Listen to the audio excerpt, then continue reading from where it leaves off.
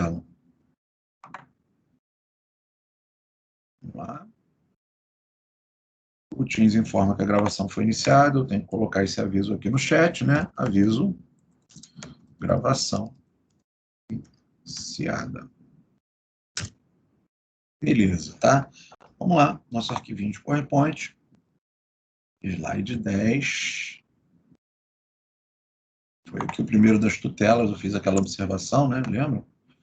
Vamos começar daqui.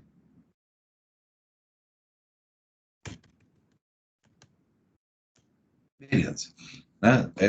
Paramos aqui, né, nesse slide das tutelas no encontro passado. Então, vamos lá, né? Vamos falar dessas tutelas. Bom, para que servem, né, essas tutelas, as tutelas provisórias? O título das tutelas provisórias lá do Código de Processo Civil. Serve para tratar de determinados direitos, né, que têm uma urgência, uma premência para serem deferidos àquele que os reclama, àquele que os invoca, antes do conhecimento do mérito de determinada causa. Então, as tutelas elas estão ali disponibilizadas no Código de Processo Civil de forma a garantir que o direito seja... Alguém está pedindo aqui o acesso, que o direito seja deferido, né, ao autor, ou aquele que o requer, garantindo que o direito não vai perecer para o futuro, garantindo que ele vai poder fazer uso daquele direito no momento presente, no momento imediato, ou se esse direito for tão provável que ele for evidente, vai ter um pouquinho menos de exigência, né, de exigência legislativa para que o juiz conceda ou não aquela tutela, né? Aqui ajeitando a cadeira aqui. Vamos lá, deixa eu... Beleza. Estavam aqui aceitando aí para mim. Da última vez o Ivan estava me ajudando com esses aceites. É melhor, que eu não preciso... Tá no suporte aí, meu amigo? Beleza, então, que aí facilita para mim aqui, que eu não preciso ficar alternando a tela. Então, vamos lá. Para falar das tutelas, né, eu recomendo aí a leitura do artigo 294 e seguintes do CPC. Não precisam se preocupar, eu vou indicando os artigos aí nos slides e lendo eles aqui para vocês, depois vocês podem acompanhar normalmente no código. Então vamos lá para as tutelas, vamos lembrar desse tema das tutelas, tá? Vamos lá. Da tutela provisória, livro 5, título 1, disposições gerais, artigo 294. A tutela provisória poderá fundamentar-se em urgência ou evidência. Então, já sabemos que tutelas, né? O tema tutela provisória é gênero e no qual estão contidas as duas espécies da urgência e da evidência. Ah, Léo, mas e aqui o processo do trabalho, qual vai ser, qual não vai ser, eu vou ter que ver direitinho o caso concreto? Tem, mas geralmente, no processo do trabalho, a tutela que é requerida é a tutela de urgência antecipada. E eu já vou explicar o porquê, tá? E é muito tranquilo, a gente vai fazer ali uma análise dos artigos que se seguirem, não vai ter toda essa dificuldade que teria lá para identificar a exata tutela a ser requerida, como é na área de concentração do processo civil, tá? No processo do trabalho, algo que já se discutiu sobre a natureza da tutela a ser requerida, quando a dispensa motivada for comprovada documentalmente, ou mesmo quando, apesar de possuir guias para levantamento dos depósitos fundiários, estes não eram pagos ao trabalhador por falhas na chave de conectividade. Por quê? Assim que teve essa mudança no CPC, né, com a vigência desse CPC atual, novo Código de Processo Civil, Código de Processo Civil de 2015, né, e para vocês, né, que nós estamos aqui em 2020, é o único Código de Processo Civil, vocês não pegaram o Código de 73, então teve toda aquela discussãozinha ali no início, mas na Justiça do Trabalho eu vou requerer o quê? Vou requerer tutela de urgência ou de evidência, porque eu tenho aqui a comprovação documental da dispensa motivada com o termo de rescisão de contrato de trabalho, com o TRCT. Eu tenho aqui a prova documental do aviso prévio dando conta de uma dispensa injustificada. Eu tenho aqui elementos que, na minha análise, vão deixar claro, é difícil usar um termo sem ficar próprio, que vão evidenciar a evidência, fica parecendo que está redundante. Então, às vezes é complicado procurar um termo para a frase não ficar tão estranha, mas eu tenho aqui elementos que, a rigor, vão aproximar a minha percepção dessa realidade processual da tutela da evidência. Beleza. Então, vamos por exclusão. No próximo quadro, fiz um chaveamentozinho ali de maneira bem modesta, nada tão bonito, que, como eu disse, não tenho essa habilidade toda aí com essas telas, mas fiz um chaveamentozinho para a gente poder lembrar dessas tutelas e perceber com alguma nitidez qual a que eu vou manejar na hipótese do contencioso trabalhista, né? Vamos lá, vamos lembrar da tutela e após definirmos nossa direção para querê-las. Né? Vamos lá. Das tutelas provisórias, elas dividem da seguinte forma, e aí, como eu falei com vocês antes, né? Tutelas provisórias, elas são de urgência e de evidência. Bom, para a gente poder fazer aqui uma diferenciação, para a gente poder chegar lá, por que a trabalhista vai ser antecipada? Eu vou pedir para a gente fazer uma exclusão, né, um procedimento por exclusão, de trás para frente. Vamos olhar primeiro para a evidência, lá no 311. A tutela da evidência será concedida independente da demonstração de perigo de dano ou risco ao resultado útil do processo. Então, olha só, a tutela da evidência, né, ela é bem, assim, ela tem um elemento a menos para eu me preocupar em demonstrar por juiz. Eu não preciso falar no periculum in mora. Eu não preciso falar que existe um risco ao resultado útil do processo ou um perigo de dano. Por quê? Porque o meu direito é tão provável, que ele é evidente. E ele se evidencia com a demonstração do direito a partir de uma das hipóteses que estão elencadas nos incisos do artigo 311 do CPC. Então, vamos lá, quais são as hipóteses? Ficar caracterizado o abuso do direito de defesa ou manifesto propósito protelatório da parte. Artigo 80 do CPC. Isso pode acontecer lá na frente, no processo de trabalho?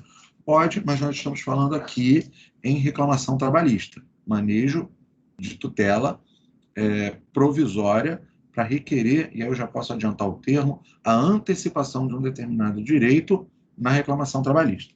Vamos lá para a próxima. As alegações de fato puderem ser comprovadas apenas documentalmente e houver tese firmada em julgamento de casos repetitivos ou em súmula vinculante. É aí que reside a questão. Mas se eu já tenho lá o documento que deixa claro, que deixa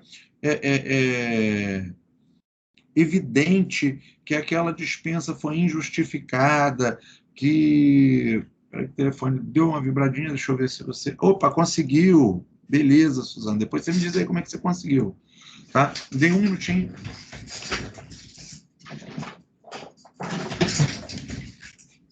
Só para pegar o controlinho que está gelado. Né? Vamos lá. Então, e aquele caso onde eu já tenho o documento que deixa claro, que comprova ali, assinado pelo empregador, pelo empregado, o TRCP, né? O termo de rescisão do contrato de trabalho, todo ajustadinho, que não existe dúvida, não existe questionamento com relação, por exemplo, à motivação da dispensa. Esse documento não está dentro aí da hipótese do inciso 2º, parcialmente poderia estar, mas percebam que o inciso 2º fala: e houver tese firmada em julgamento de casos repetitivos ou em súmula vinculante. Súmula vinculante que obrigue, né, a atender ali. Não, aquele TRCT ele vai poder ser questionado. O empregador pode, por exemplo, dizer que você falsificou a assinatura dele ali. E aí tem uma reforma da tutela lá na frente. As alegações podem ser várias, tá? O que nós devemos perceber é que ele não atende plenamente ao que é disposto no inciso 2º. Inciso 3º. Quando se tratar de pedido rei persecutório, é uma palavra que a gente não vê todo dia, né? Quando se tratar de pedido rei persecutório, fundado em prova documental adequada do contrato de depósito, caso em que será decretada a ordem de entrega do objeto custodiado sob cominação de multa. Pedido rei persecutório é que eu te entrego um determinado bem, ele vai ficar custodiado, ele vai ficar sob sua guarda, e aí eu volto, peço para você me devolver, você fala assim, não vou devolver não, agora é meu, não quero, corre atrás de pedir de volta, você sumiu aí, deixou eu tomando conta desse determinado bem, deu trabalho, não deu trabalho, me apeguei, agora é meu. Eita. Mas ele está ali numa apropriação indevida no crime? Não, porque foi confiado àquela determinada pessoa a custódia daquele bem mediante um contrato de depósito que tinha prazo para início, prazo para fim e as formalidades para devolução daquele determinado bem. Então, é um pedido rei persecutório, que se rei, o verbo é difícil de falar, né?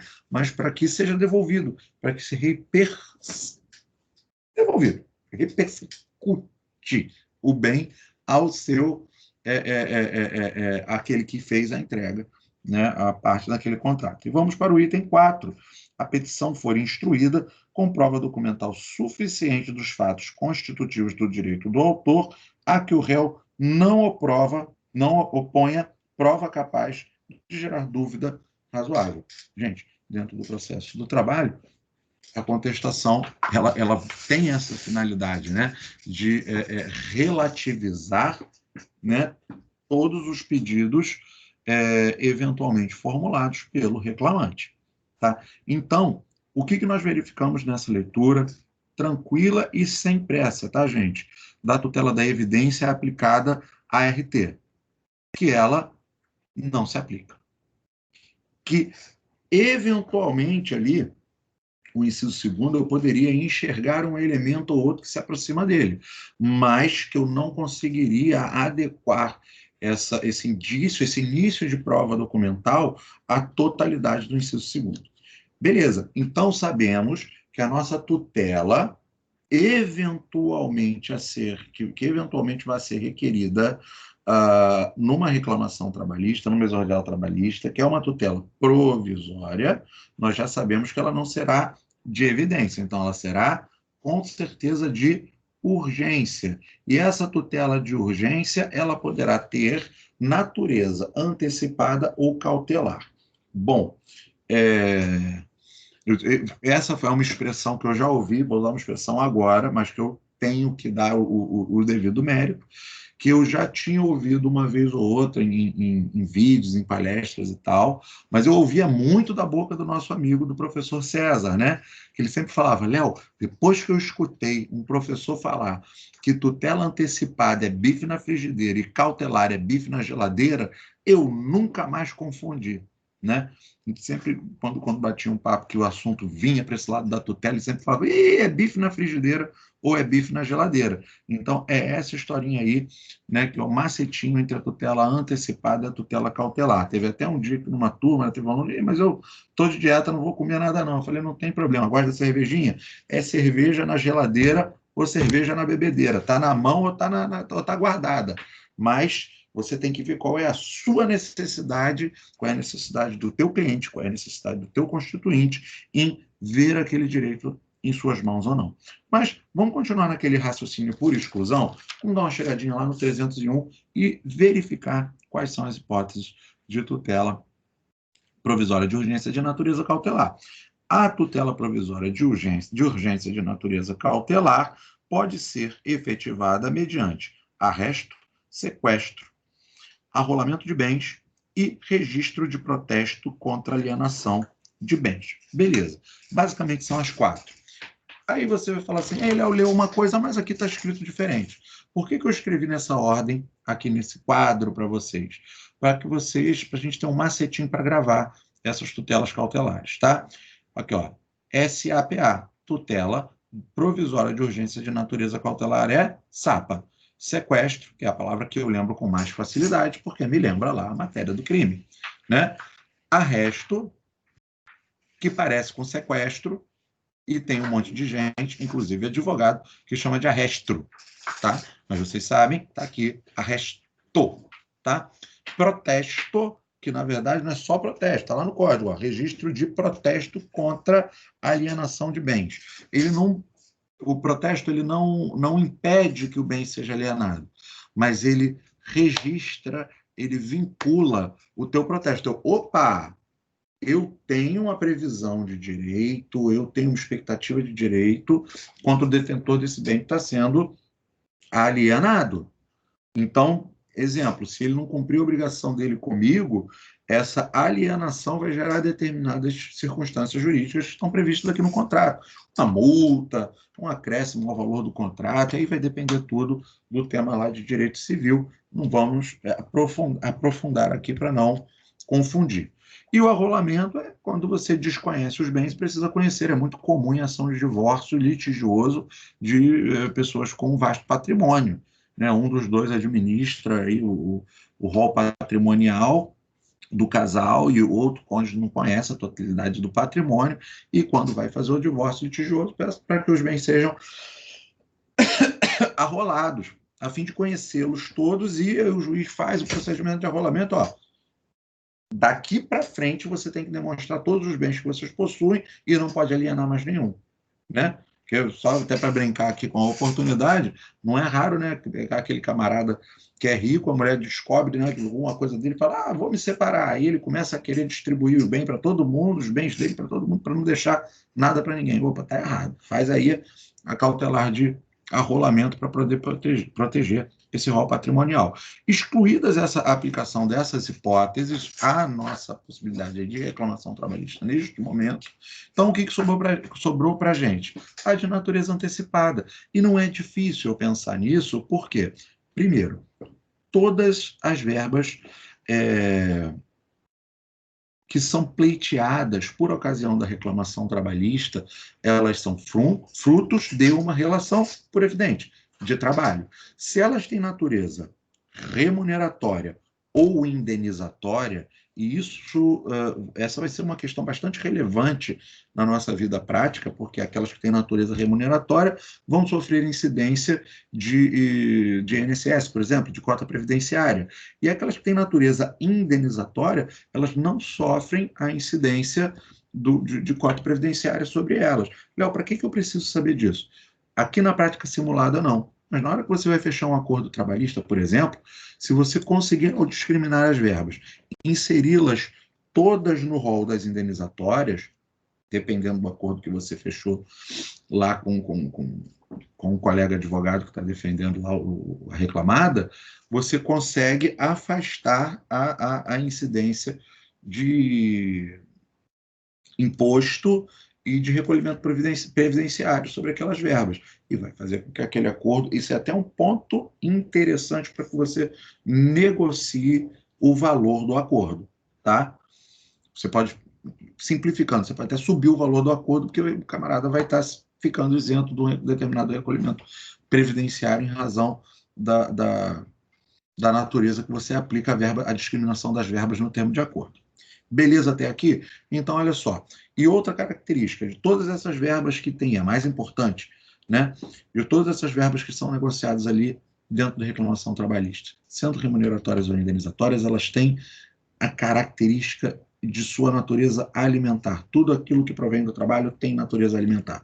Se tem natureza alimentar, não pode esperar. Se tem natureza alimentar, é bife na frigideira, como diz o nosso grande amigo, né? Então, se tem essa natureza alimentar, é bife na frigideira, é de concessão imediata, então a nossa tutela a ser manejada na reclamação trabalhista será a tutela provisória de urgência de natureza antecipada, geralmente em caráter incidente. Por quê? Porque ela está sendo requerida ali no bojo da sua reclamação trabalhista. Você não depende de um deferimento antecipado, antecedente da sua tutela para você manejar o seu pedido meritório. Na verdade, você tem todo o seu pedido meritório estruturado.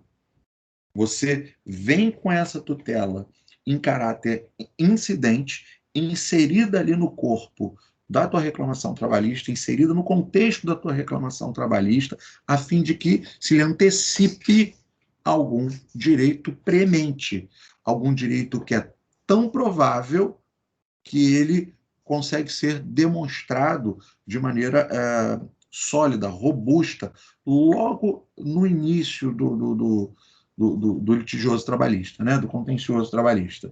E você consegue também deixar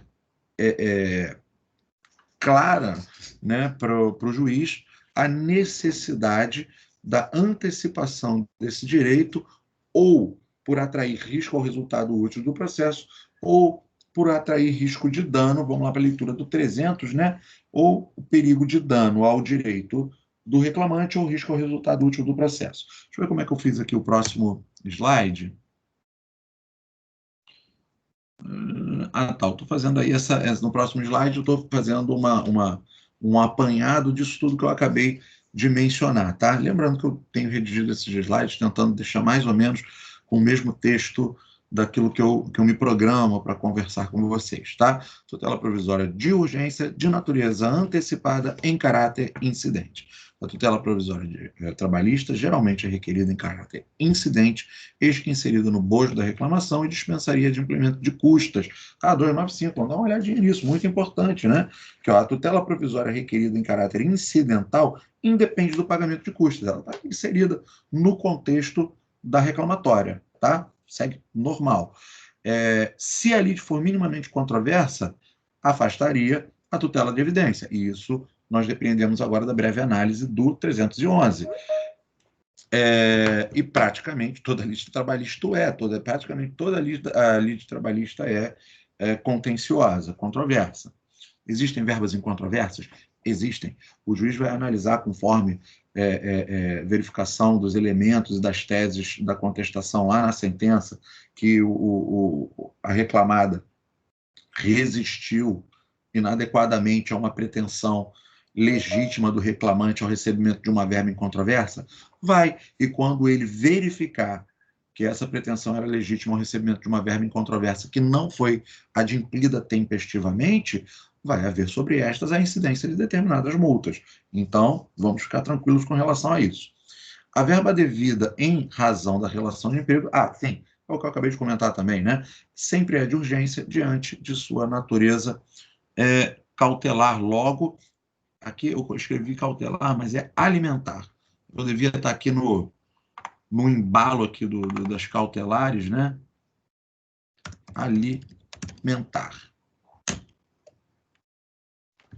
Vamos lá, vamos voltar. Natureza alimentar. Logo, deverá ser pedida a antecipação e não a cautelarização. Deve ser pedida que o direito seja entregue, não protegido, cautelarizado, resguardado. Façamos, então, um pedido. Como é que vai ficar tecnicamente, né, o modelo mais técnico de título para essa tutela provisória na nossa reclamação trabalhista? Será o pedido de tutela provisória de urgência de natureza antecipada em caráter incidente. Vou poder aproveitar, né, que está falando de arresto, sequestro, arrolamento, eu falei rapidinho do protesto do arrolamento, que é onde surgem as dúvidas, mas só para fechar essa explicação, né? Quando é sequestro, a gente pede para que o juiz cautelarize um determinado bem e o arresto é uma quantidade de bens que seja suficiente para poder garantir uma eventual dívida, um eventual crédito. Deixa eu vir para cá. A apresentação terminou, outra pessoa iniciou o compartilhamento. Como assim, gente? Vamos lá. Alguém fez alguma coisa.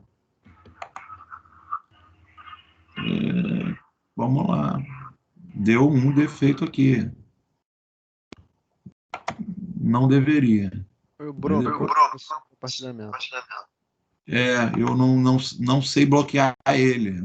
Não é igual ao WhatsApp. Acho que ele parou já de compartilhar lá sem. Estava compartilhando sem querer. Deixa eu voltar aqui para o meu compartilhamento. Depois eu vou pedir lá no suporte que alguém me ensine a fazer essas restrições. Vamos lá. Vê aí, galera. Voltou o compartilhamento? Voltou. Voltou, beleza. Então, vamos continuar. Eu estava falando aqui das tutelas, então a gente já sabe qual tutela vamos manejar na nossa reclamação trabalhista. Léo, essa prática simulada, você está muito teórico. Relaxa, porque eu vou dividir com vocês, ao final desses 3 encontros que nós vamos trabalhar a estrutura da reclamação trabalhista, eu vou compartilhar um modelo de reclamação, vamos exercitar antes da prova. Daqui a pouco, planejamento para a prova, tá? Requer desde logo a este juízo o deferimento de tutela provisória. Aqui eu coloquei um modelinho de como eu coloco lá na petição, né? Como é que vai ficar? Exemplo, requer desde logo ao juízo o deferimento de tutela provisória de urgência de natureza antecipada em caráter incidente, para que seja expedido de ofício ao Ministério do ofício ao Ministério do Trabalho a fim de habilitar o reclamante ao Programa de Seguro-Desemprego. Eu fiz aqui um Ctrl-C, Ctrl-V de um pedido de tutela para deferimento, né, da habilitação do seguro-desemprego. Furo banhúrio se evidencia na dispensa motivada já reconhecida em CTPS, periculo em mora reside na própria natureza alimentar da verba e na sua necessidade de recebimento pelo mesmo. E tudo na forma dos artigos tais e quais, aqui 294, 295, 300 do CPC, bem como se lei 7998 de 90, que é a leizinha lá do seguro-desemprego. Vamos lá. Algo que eu já vou antecipar aqui para vocês, vai constar essa observação nos slides onde nós vamos falar lá da fundamentação jurídica e de direito, que a necessidade de, a cada passada que nós dermos na nossa petição, informarmos o artigo de lei. O avaliador do exame de ordem, ele desconhece a lei. Vamos partir dessa premissa. O iure a novit curia só se aplica à vida prática, para efeitos de prova, para efeitos de exame de ordem, para efeitos de avaliação de qualquer natureza, a todo argumento que você desenvolver, você vai vincular a fonte primária do direito que o prevê. Ou seja, você vai indicar o artigo de lei onde se assenta aquele direito que você está pedindo. Tá bom? Então, vamos lá. Próximo aqui, né? Vamos partir para o próximo ponto aí da nossa petição, são dos fatos. E aí, nós lembramos lá, vocês estão aqui em prática trabalhista, já é o 8º período, já devem ter feito lá a prática civil com alguns dos colegas. Então, o professor de prática civil já deve ter mencionado isso para vocês, vamos passar sobre isso bem rapidinho, né? Que o próximo item da nossa petição vai ser o quê? Vai ser falarmos sobre os fatos e os fundamentos jurídicos. Só que lá no 319 do CPC, por exemplo, vem escrito assim, ó, a petição inicial indicará: 1, juízo a que é dirigido, é um endereçamento. 2, nome, prenome, tal, beleza, qualificação. 3, o fato e os fundamentos jurídicos. Aí, primeira pergunta que alguns me fazem é assim, está escrito aqui o fato no singular, Léo, por que você chama dois fatos? Principalmente na trabalhista, diversos são os fatos que narram aquela relação de trabalho. Uma relação de trabalho ela é razoavelmente complexa. Por quê? Na relação de trabalho, assim, de maneira bem tranquila. Vamos falar, por exemplo, do professor. O professor, ele, para entrar na faculdade, né, para ser contratado para trabalhar com vocês, ele tem um primeiro contato num determinado setor, passa por uma dinâmica, tem o contato com RH, ele vai ter lá o patrão, né, que é o patrão, né, entre aspas, que é a pessoa que está vinculada a toda a questão administrativa e financeira, vai ter o seu chefe imediato, que é o coordenador, vai ter, de repente, um coordenador de área, né, o que normalmente se vê mais em faculdade pública, né, que tem coordenador da área do direito público, coordenador da área do direito privado, e daí por diante. Né? Então, você tem várias vinculações. Para demonstrar os fatos, para poder narrar os fatos que vão dar direção, né, que vão estruturar as bases de interpretação daquela relação jurídica, a vida entre aquelas partes, você precisa narrar diversos fatos. Léo, simplifica. Você tem ali uma relação trabalhista. E de acordo com a relação que você tinha ali com o teu imediato, né, com o teu serviço de dia a dia, você consegue estabelecer os fatos de maneira que você vai narrar um determinado contexto espaço-temporal que vai alicerçar uma pretensão sua, por exemplo, as horas extras. Entretanto, né, esse encarregado, em determinado momento, ele recebeu a ordem de dispensar. O encarregado virou para você e falou assim, olha só, poxa, você me desculpa, eu lamento muito, você é um excelente funcionário, eu recebi uma ordem que veio lá do seu Tício, que é o dono da fábrica, que ele quer te dispensar. Teve um dia que ele olhou lá de cima, não gostou do segundo andar lá da fábrica e não gostou de você, mandou te dispensar, só eu não quero mais te ver na frente dele. Aí você foi lá conversar com o seu Tício. Aí o seu Tício, que você nunca teve contato, aí ele simplesmente conversa contigo e te esculhamba, xinga, chama de sujo, faz toda aquela algazarra. Eu estou falando algo nesse sentido para quê? Para demonstrar um dano moral. Olha só, você tem fatos diversos. Você tem um fato, uma narrativa do teu cotidiano, e você tem uma outra narrativa ali que vai conduzir para uma relação administrativo-social dentro da empresa. Então, o que eu quero dizer? Você tem praticamente duas histórias para contar dentro de uma grande história da relação trabalhista. O que eu preciso, antes até mesmo de começar a ler aqui os slides, também adiantar para vocês, que essa narrativa dos fatos na reclamação trabalhista, ela vai estruturar aquilo que nós conhecemos lá na teoria geral do processo como a causa de pedir remota. E quando nós fizemos lá a teoria geral do processo, nós vimos a causa de pedir remota, a causa de pedir próxima, e que essa relação, né, lógico-silogística entre as duas, ela vai apontar para o resultado, a conclusão. Quando nós pensamos em silogismo, existe uma relação entre a premissa maior e a premissa menor que apontam diretamente para um resultado lógico. Então, eu tenho ali uma relação entre causa de pedir remota e causa de pedir próxima que apontam diretamente para o resultado lógico dessa relação, que é o quê? Que serão os pedidos. Então, por que é muito importante, muito, de maneira ímpar, importante eu ter essa exata noção ao redigir a minha reclamação trabalhista? Pasmem, não é raro no dia a dia, quando nós pegamos uma petição inicial trabalhista, uma reclamação trabalhista, e analisamos todos os pedidos feitos pelo colega advogado que eventualmente está representando os interesses de outrem, e aí eu pego lá os pedidos, quais são os pedidos que eu vou contestar. Eu, por exemplo, faço isso. Eu faço um rascunho da reclamação que eu estou atacando. Eu coloco numa coluna pedidos, escrevo lá caneta 1, 2, 3, 4, 5, cada um dos pedidos de maneira resumidinha.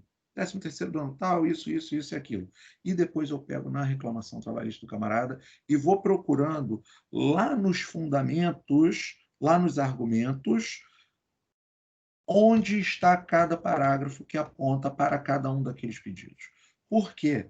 Se eu tenho um pedido e lá nos fundamentos jurídicos eu não encontro argumentação que espelhe esse pedido, eu não tenho uma concatenação de ideias lógico-silogísticas.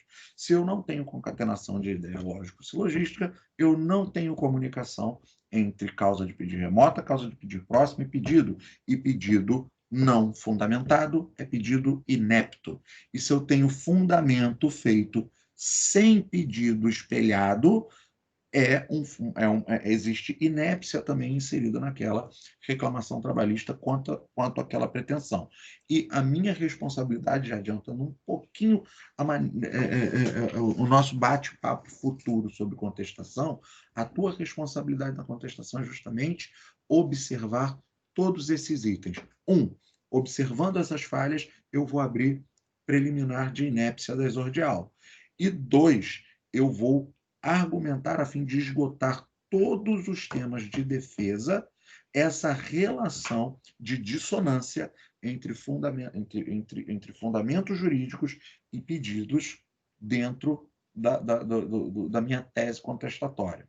Lembrando que existe esse condão de delicadeza da relação entre os fundamentos e os fatos, especialmente dentro da reclamação trabalhista. Porque pode ser que determinado fato que vincule-se a um fundamento não esteja diretamente ligado ao cotidiano da relação de emprego. E aí volto ao exemplo que eu disse do grosso do seu Tício. O meu dia a dia, numa fábrica, por exemplo, para chegar às 8, às 17, com uma hora de intervalo para refeição, meu encarregado era o seu Mévio, nossa relação era boa, isso. Eu só tenho lá o meu pedido de dano moral, porque no dia da dispensa eu conheci o dono da firma, eu já trabalho há 10 anos, eu nem sabia quem era ele.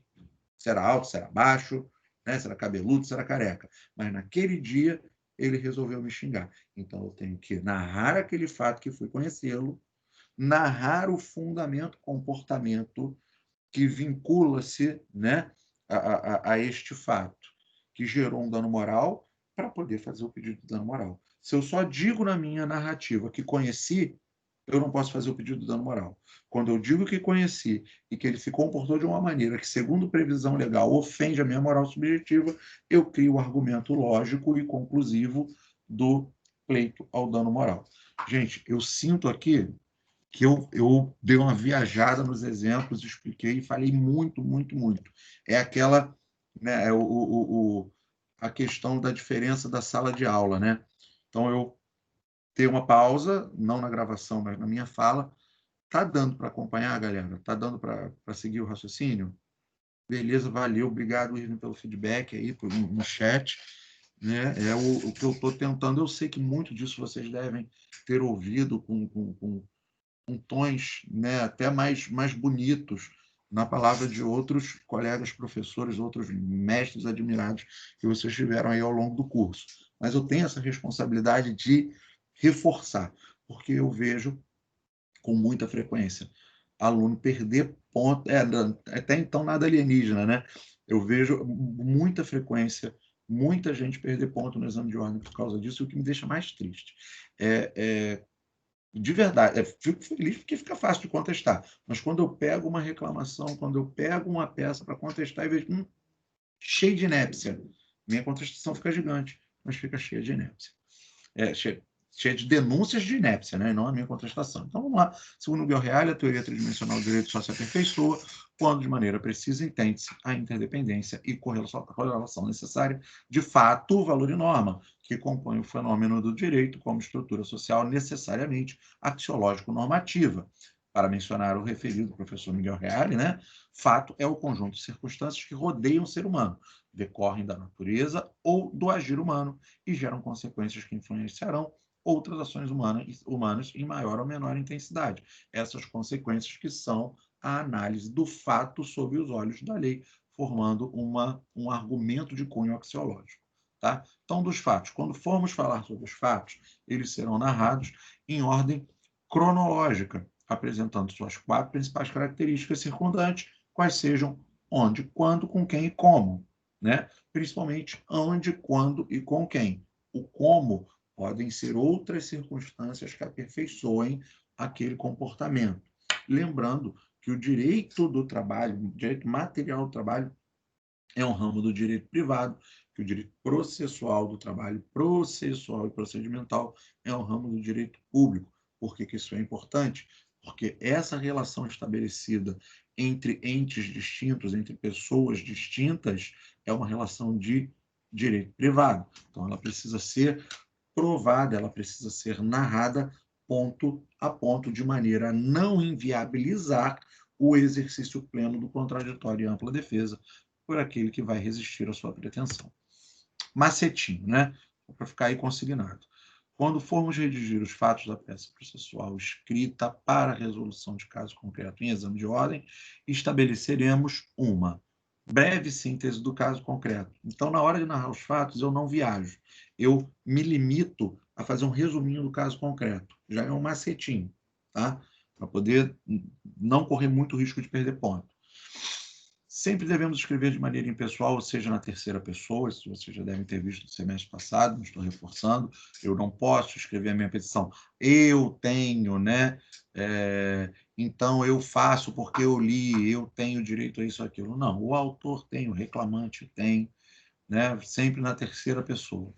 Nunca devemos inventar elementos inexistentes no caso concreto. Se o caso concreto não traz informação, eu não coloco uma informação alienígena. Os fatos, em uma análise bem abrangente, representam a causa de pedir remota no bojo da peça processual, como acabei de dizer. Vamos lá para os fundamentos. Os fundamentos jurídicos aparecem como elementos essenciais na redação da peça processual. Devemos, primeiramente, ter em mente que existe uma sutil diferença dos fundamentos jurídicos para os fundamentos de direito. Lembrando ainda, 2 elementos da teoria tridimensional, verificamos o elemento valor, aspecto axiológico, e o elemento norma. Tem um Szinho aqui, opa, incomodando. O material do Léo tá feião. 17.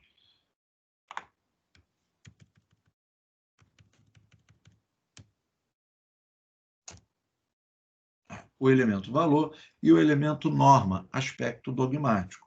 Logo, por isso que é essa variação aqui, ó, axiológico-normativa ou axiológico-dogmática. Vocês devem achar em alguns textos, né, mencionados dessa forma.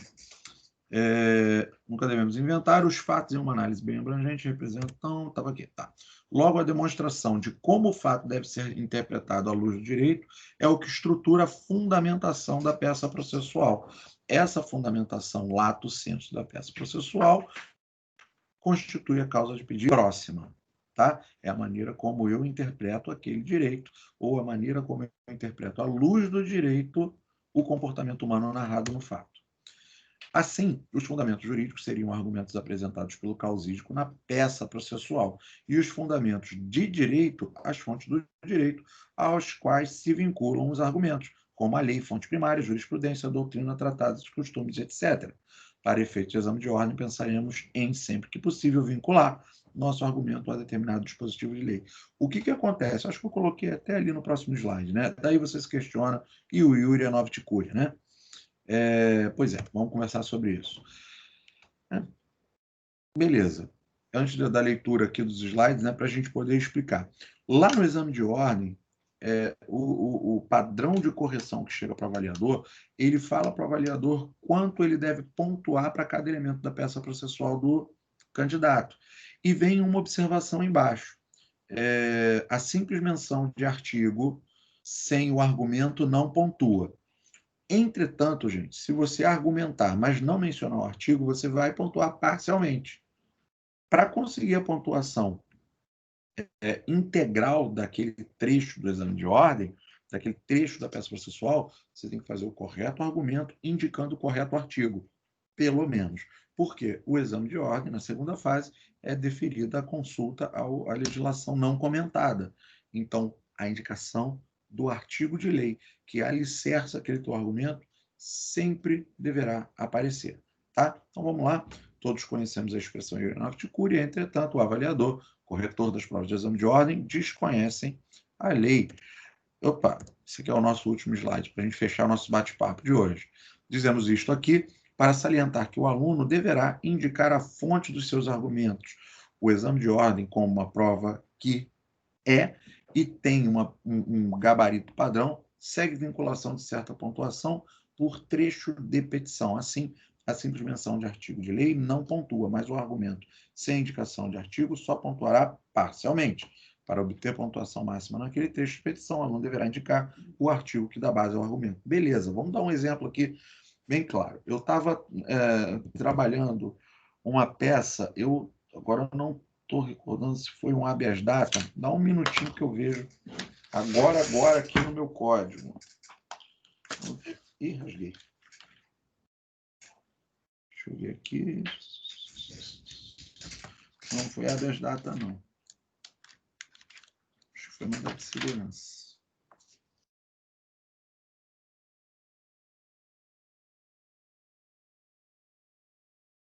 Beleza, eu estava trabalhando mandado de segurança em outra ocasião.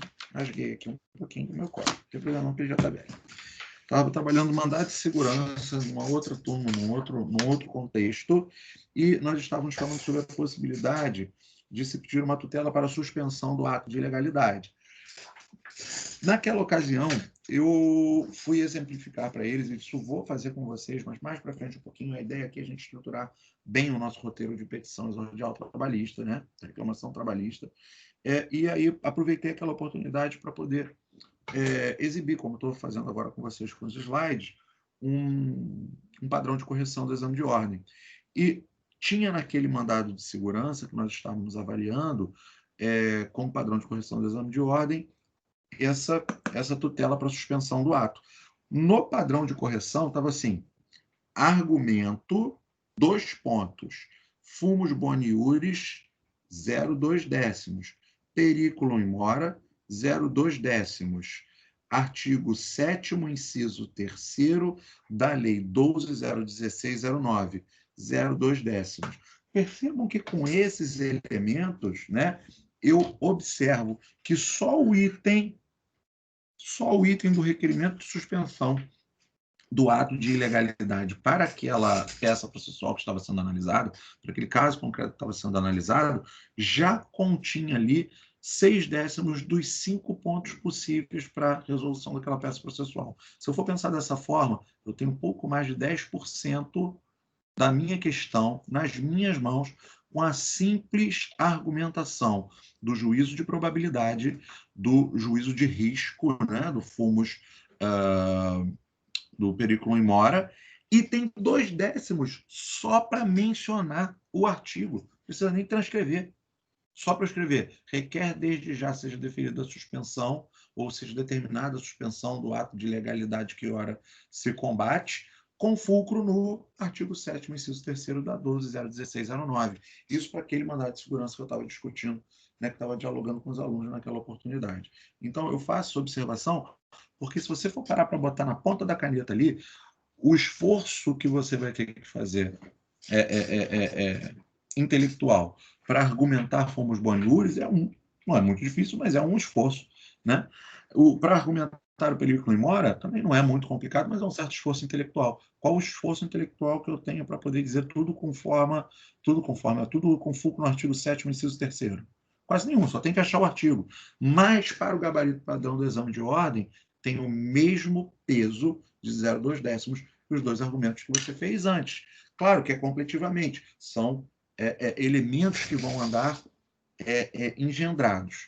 Mas na prática, sendo bem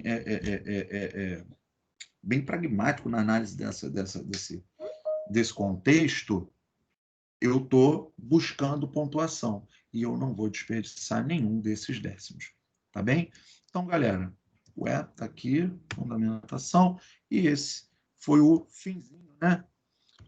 Do nosso encontro de hoje. Com isso, eu consegui fechar o meu planejamento aqui para o encontro de hoje com a exposição, né, com essa diferenciação dos fundamentos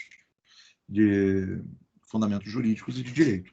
No próximo encontro, vamos trabalhar, vai ser também bem mais prático, porque eu quero preservar um pedacinho do tempo para nós darmos uma olhadinha no modelo de reclamação trabalhista.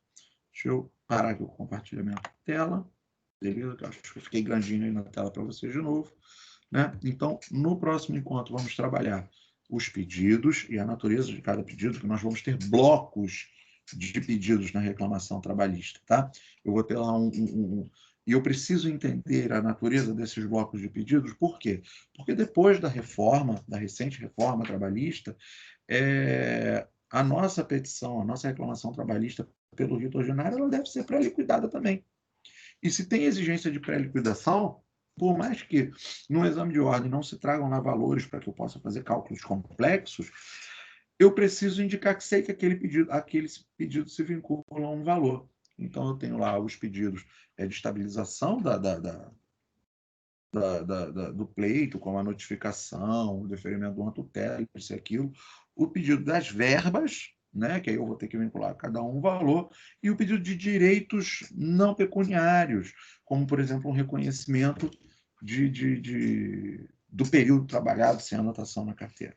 Mas isso tudo é tema do próximo encontro, né? Vamos falar de pedidos, provas e relativização do iure nove de cura, novamente, com pauta aqui no texto legal, valor da causa e sua influência na ritualística, e o fechamento, que é besteirinha, né? Fechamento é o pé de deferimento, local, data, dever, OAB, segue. E depois o compartilhamento do modelo de peça processual. Beleza, gente? Bom, por hoje é só, né? Esse foi o nosso tema de hoje. Consegui fechar o meu planejamento. Daqui a pouquinho esse conteúdo vai estar disponibilizado lá no portal acadêmico e no site, né? O arquivo de PowerPoint e também o mesmo arquivo de PowerPoint convertido em PDF para download de vocês. Hoje ainda, acredito que antes de meia-noite eu consiga fazer o upload dessa gravação para a plataforma do YouTube, e aí eu vinculo o vídeo tanto lá no portal acadêmico quanto no meu site. Beleza? Eu vou encerrar aqui a gravação.